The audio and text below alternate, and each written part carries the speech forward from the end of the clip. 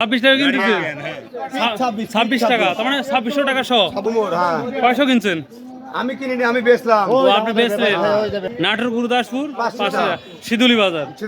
আসলে আমি কল্পনা করতে পারি নাই যে এত বড় একটি বাজার, মানে এত বড় একটা বাজার। আর উনগুলো বেশি ভুল হবে, তার চাইতে বেশি।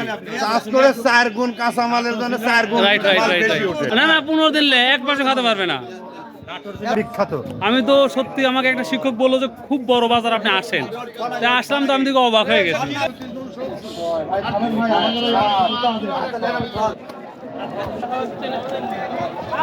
এটাও 5000 টাকা, একটা 50। মানে 50 টাকা পিস। তুলেন আপনি লাইভ।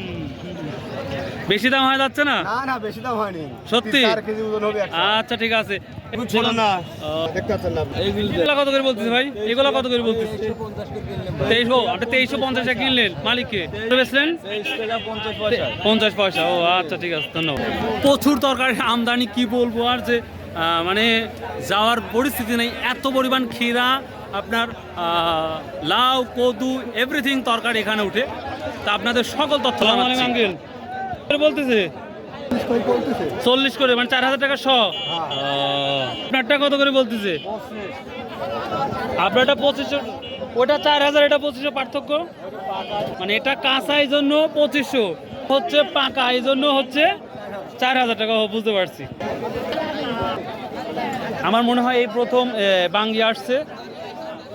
তো ভাই দাম কত ভাই, কত করে বলতেছে? 50 টাকা পিস চাচ্ছেন, ব্যাপারটা নিচ্ছেন এখনো? 30-35 টাকা বলেছে। ও আচ্ছা, ধন্যবাদ, থ্যাংক ইউ।